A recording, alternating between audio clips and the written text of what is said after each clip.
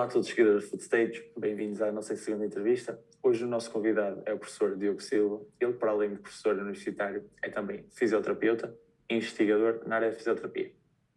Para quem nos acompanha nas redes sociais, _Footstage é o @ do nosso Instagram. Colocámos lá uma caixinha de perguntas onde vamos responder a todas as questões que fizerem ao professor Diogo Silva. Vamos então recebê-lo para iniciar a nossa entrevista. Esperemos que gostem. Como é que começou o bichinho pelo futebol? Como foi parar ao seu primeiro clube? É a primeira questão que tenho de Certo. colocar.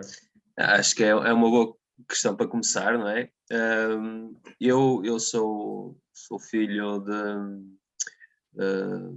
de uma pessoa, né, do meu pai e minha mãe, que apesar da minha mãe não gostar nada de futebol ou não ligar nada a futebol, o meu pai gostava muito, não é?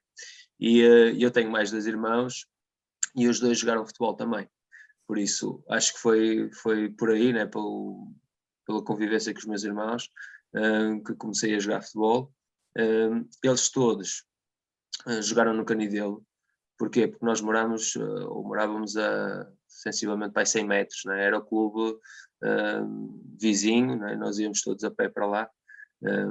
Por isso foi um bocadinho por aí, pela proximidade e pelo gosto também dos meus irmãos a jogar, que comecei por jogar e fui para o Canidelo. Na altura comecei, aquilo, salvo erro, só permitiam a partir de 6 anos ou algo desse género. Comecei um anito mais cedo, não pude ser inscrito, né, mas ia aos treinos e comecei assim. E alguma vez partilhou o relevado com os seus irmãos ou não? Oficialmente não, ou seja, Okay. mas chegamos a jogar, né, claro, em grupos de amigos, chegámos a jogar uma vez ou outra todos juntos. Okay. Mas mais frequentemente com o meu irmão do meio, continuo a jogar com ele, ou seja, ele está com 40 anos, 41, e volta e meia temos grupos, né, do WhatsApp onde Claro. marcam umas futeboladas e eu continuo a jogar com ele.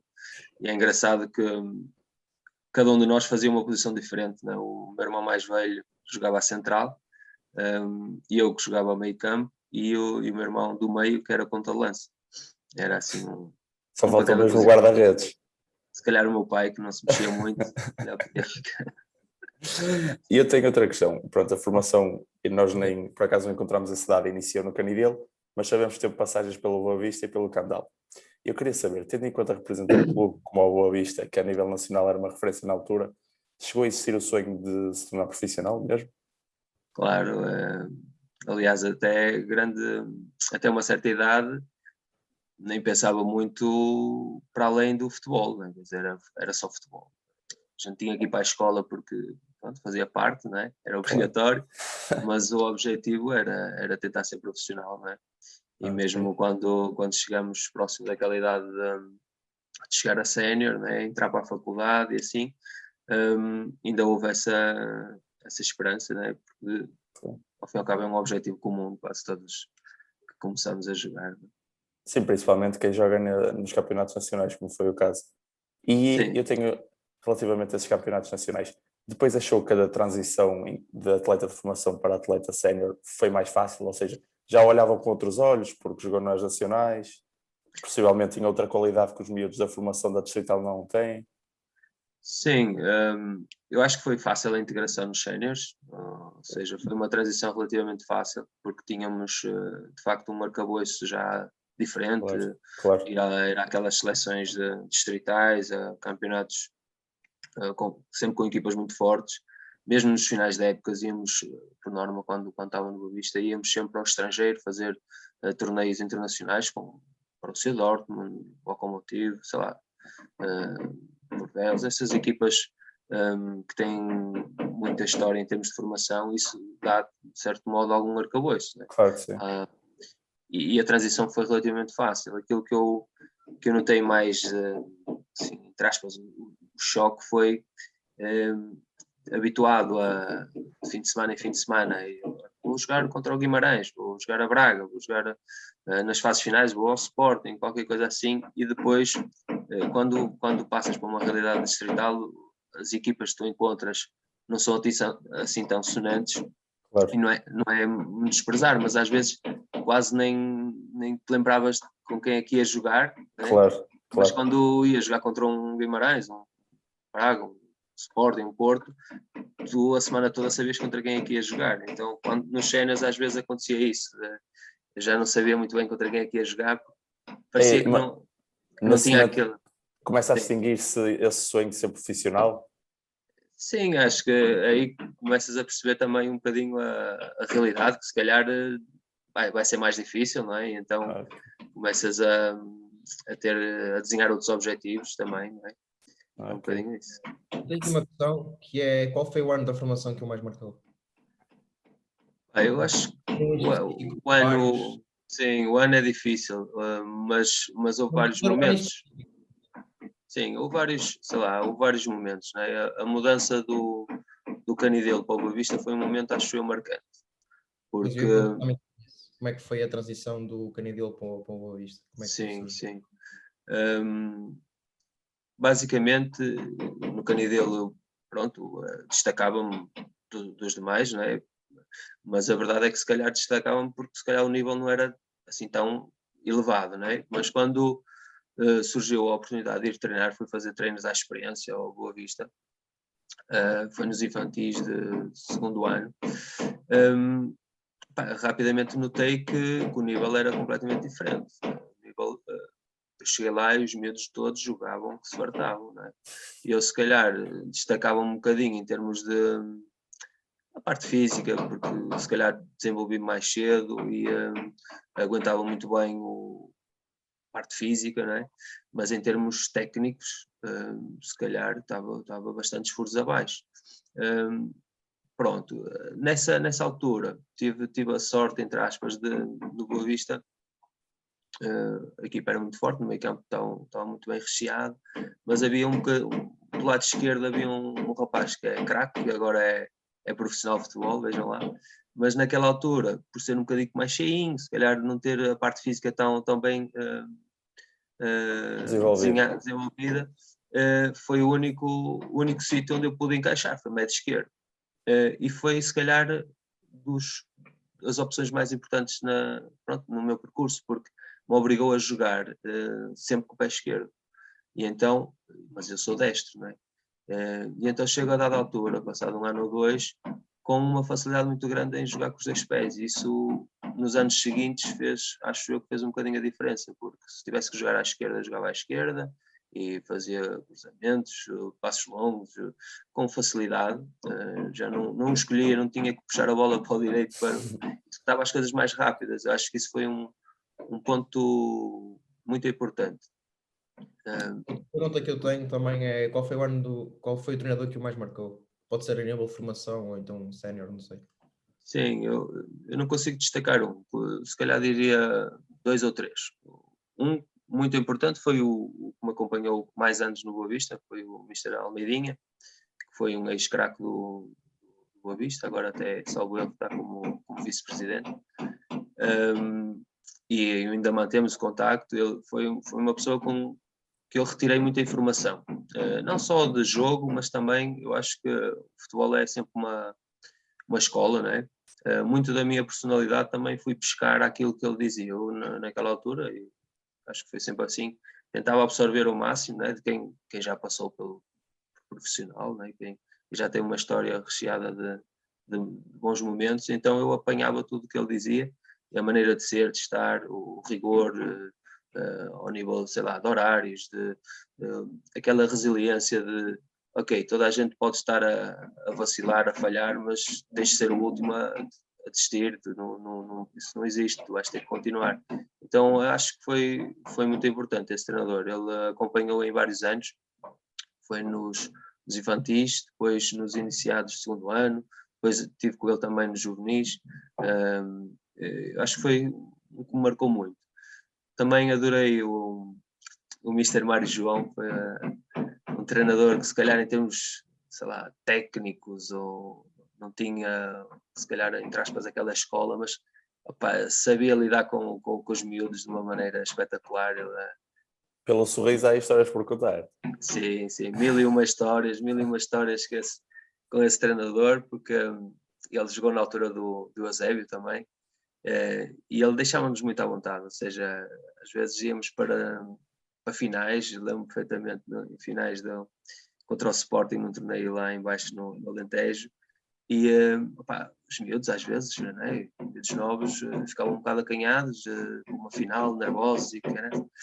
E, eu só me lembro das palestras dele que aquilo era uma galhofa pegada e deixavam-nos super à vontade, sacava do seu totoloto onde ele descrevia a equipa, aquilo era incrível, mas sempre o super amigo dos miúdos e também super exigente, ou seja, impecável, adorei. Depois, nos séniores também tenho que destacar o Tozé, ele acho que atualmente ainda continua como treinador no Candal. no Candal. Ele foi meu colega no Candal, nos séniores, a dada altura assumiu como treinador, era treinador-jogador, assim, uma coisa, mas tem uma paixão pelo jogo e também consegue cativar e retirar o melhor de ti. Eu lembro perfeitamente quando ele também chegou a apanhar um período no Pedroso, e eu estava aleijado no joelho, nem conseguia receber uma bola com o pé direito, eu era destro, né? Tinha o ligamento da parte de dentro do joelho assim magoado e não conseguia receber a bola. Mas o gajo disse as palavras certas no momento certo. Lembro perfeitamente dele dizer que tu com o pé esquerdo organizas melhor esse meio campo do que outra pessoa qualquer, eu preciso de ti, nem que jogues só com o pé esquerdo. E lembro perfeitamente do nível de concentração nesse jogo. Acho que nunca consegui ter um nível de concentração tão bom como nesse jogo. Porquê? Porque eu não conseguia jogar com o pé direito.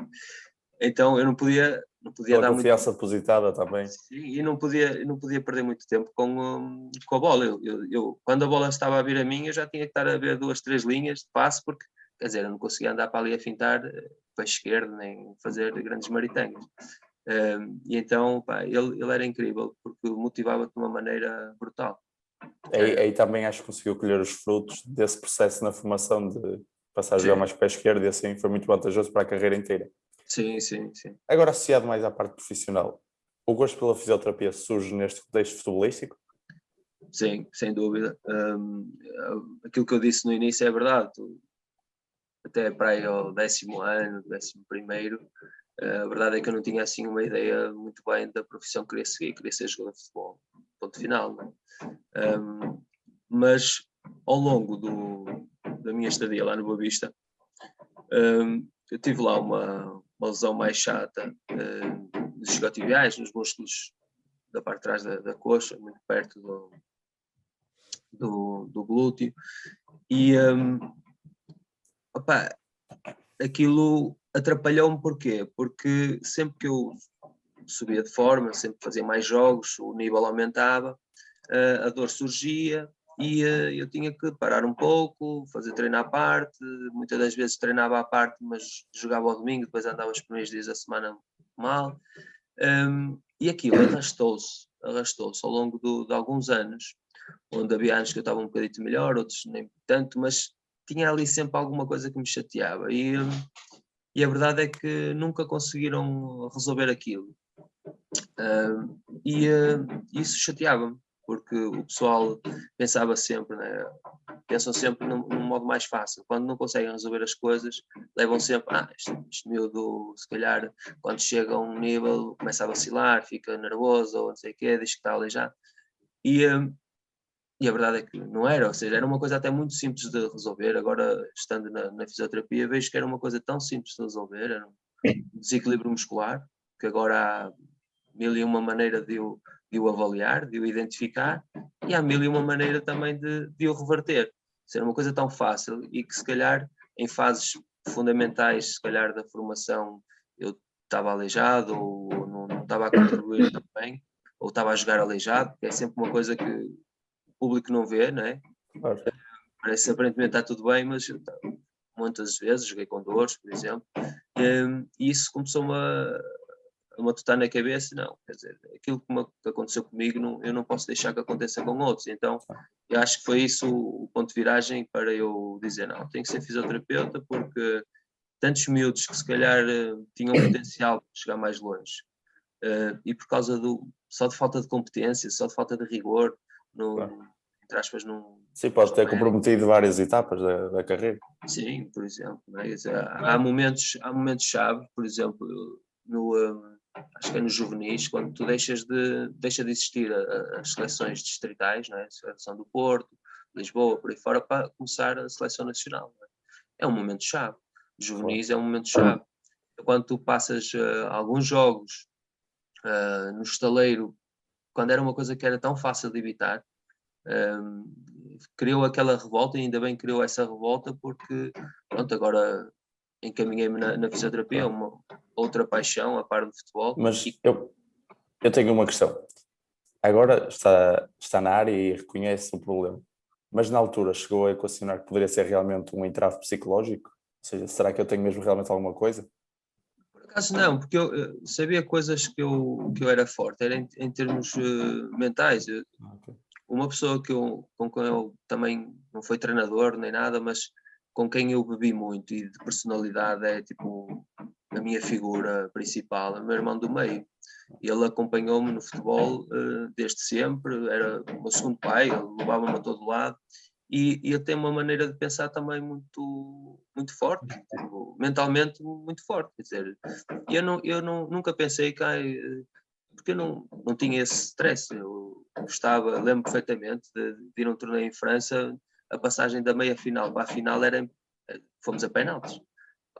Quis marcar o último, ou seja, não tinha esse problema, eu gostava de jogar, queria esses desafios, nunca pensei que fosse algo psicológico. Achei que era estranho, que, porra, então agora que eu estou numa fase boa, ganhei forma outra vez, a dor surge sempre. Epá, era esquisito. E pronto, eu acho que, enfim, Acho que aí também trouxe vantagens do ser resiliente. Sim, Isso claro. foi bom. Lembro-me, nós falamos do Mister Almeidinha e ele tinha essa capacidade. Houve uma época que praticamente a segunda volta toda eu jogava ao domingo e treinava quase a semana toda à parte a recuperar e depois jogava outra vez ao domingo. E o pessoal às vezes dizia, pá, mas tu, quer dizer, não te sentes mal por treinar à parte, depois vais lá e jogas ao domingo e tal. Pá, o que o meu irmão me dizia, e era verdade, pá, tu não podes sentir mal, tu chegas ao domingo, cumpres, fazes o que é para fazer, estás-te, entre aspas, a sacrificar para o grupo, a treinar com dores, a jogar com dores, não podes sentir mal. Então essa maneira de pensar, isso tudo, acho que foi muito importante. Eu não tinha esse problema, digamos assim, psicológico, mas pronto. Mas então, o gosto pela fisioterapia surge no futebol, mas há aqui um pequeno desvio no primeiro ano de ensino superior, a farmácia. Há um pequeno desvio. Não é desvio, basicamente, qual foi o meu racional? O meu racional foi muito simples, eu não queria farmácia, né? O meu racional foi muito simples. Eu nesse ano, era o segundo ano de júnior, já estava no Candal. Nós tínhamos uma equipa fenomenal. Eu acho que todos os sócios... Ficou em terceiro lugar a um ponto da fase final. Isso foi das piores histórias da carreira. Enfim, nesse ano, o Candal tinha, há 2, 3 anos para lá, tinha uma parceria, quer com o Boa Vista, quer com o Porto. Ou seja, o Boa Vista era uma equipa satélite do Boa Vista e do Porto. Desculpa, eu disse o Candal. O Candal era uma equipa satélite do Vista e do Porto. Então, os miúdos de primeiro ano, fundamentalmente, do Boa Vista e do Porto, passavam por lá. A verdade é que formavas ali uma equipa excelente. E nesse ano de júniores, tinham miúdos do Boa Vista, tinham miúdos do Porto, tinham também alguns do Candal muito, muito fortes. Aquele miúdo médio esquerdo que não jogava nos infantis no Boa Vista, era o capitão do Candal, Zé Tiago, vocês devem conhecer também. Ainda continua como profissional. Tínhamos uma equipa fenomenal. E o que é que eu pensei? Aquilo era uma montra do caraças. Nós tivemos quase o ano todo, a época toda, em segundo lugar. Nós passámos para terceiro na última jornada do campeonato. Foi uma história também, acho curiosa, que acho que merece ser contada, mas... Eu, mais à frente aqui a pergunta como é que foi esse ano. Sim, sim. E nesse ano, quer dizer, nós todos tínhamos a esperança, quer dizer, de ir à segunda fase, não é? À fase final, e aquilo era uma montra brutal. Jogar contra Porto, era Porto, Sporting e Benfica, provavelmente, e Candal, vejam lá. Não é? Todos nós tínhamos a esperança, digamos assim, de jogar esses jogos, de ser uma montra, eventualmente arranjar um clube nos séniores melhor um pouco, não é? Claro. Só que a verdade é que acabou por não acontecer, e então mais tarde então falaremos aí por essas peripécias. E qual foi o meu racional? Se eu entrava em fisioterapia, mas era em Aveiro, longe, eu iria descansar muito menos horas, ia estar longe de casa, longe de onde treinava, não é, do Candal. Claro. E o meu racional foi, não, eu vou para uma faculdade aqui no Porto, que tenha esse curso de fisioterapia que eu quero, mas vou para um curso qualquer que me dê depois também algumas disciplinas para trocar. E esse foi o racional, fui para a farmácia, fiz praticamente as disciplinas todas, e isso foi porque havia uns critérios para passar no curso, que era o número de disciplinas, os créditos e assim. essas coisas, e então lá só havia 4 vagas. Lembro perfeitamente de estar com o coração nas mãos quando ia para ver se passava ou não, porque as disciplinas que não fiz em farmácia eram precedentes, então se eu não passasse para físio, também não fazia o primeiro ano completo de farmácia. E então eu estava ali, ai, se mudo, se não mudo, e lá consegui mudar e eu já sabia o que queria, né? Foi mais, hipotequei, digamos assim, esse ano para treinar bem, descansar bem. Foi uma solução de recurso. Sim, e fazer uma boa época. Mas aqui uma questão do género, muitos miúdos estão na campeonatos nacionais e na sua geração se calhar não passavam a seguir o ensino superior, nem que se calhar acabar os estudos. O professor neste caso, como a partir desse ano, como disse, continuou sempre a estudar, por mais que ao ano que decidiu para a faculdade. Acha que isso também foi um ponto-chave? Pensando sempre que seria uma segunda opção se o futebol não desse para seguir o ensino superior? A verdade é mesmo essa. As pessoas devem ter sempre segundas, terceiras opções. Não devem jogar as fichas todas num cavalo só. Cuidado. E eu, a partir do 10º ano, comecei-me a perceber que isso era uma realidade. E isso traduziu-se também nas notas. Eu lembro perfeitamente da minha média de 10º ano, não tem nada a ver com a de 12º. Aquilo foi sempre a subir. Eu comecei a ver que realmente nós temos de ter outras soluções. E isso ajudou. Os meus pais também sempre focaram nisso. Quer dizer, tu podes já andar na natação, no futebol, na música, em todo lado, mas a escola tem que ser o teu foco. E então sempre tive muito boas notas, porque eu acho que, e agora passando, se calhar era um bocado isso, era tipo um conselho para esta malta jovem que vocês queriam, eu acho que aquilo que falha é o pessoal não estar a 100% focado na tarefa daquele momento, ou seja, os miúdos às vezes estão nas aulas e estão a pensar no treino, ou estão a pensar no futebol, ou estão não sei o quê. Estão no recreio, estão a pensar, tenho que fazer o trabalho de casa que não fiz, não sei o quê. Ou seja, eles nunca estão a 100% a viver aquele momento. E isso eu conseguia fazer muito bem. Eu quando estava nas aulas, não deixava sequer que me chateassem. Ou seja, eu tinha que estar ali concentrado para saber depois fora, não tinha tempo nenhum. Eu quando fui para o Boa Vista, eu equipava-me no carro, na parte de trás do carro, porque já ia a queimar tempo. Meu irmão levava-me, eu ia a queimar tempo. Por isso eu estava na escola, estava a 100% na aula. No recreio, não queria saber da aula, não queria saber de treino, estava na galhofa. Quando ia para o treino, não queria saber de escola. Por isso eu nunca senti grande necessidade de faltar a um treino para estudar com teste, ou faltar às aulas, ou deixar de fazer trabalhos para ir para o futebol.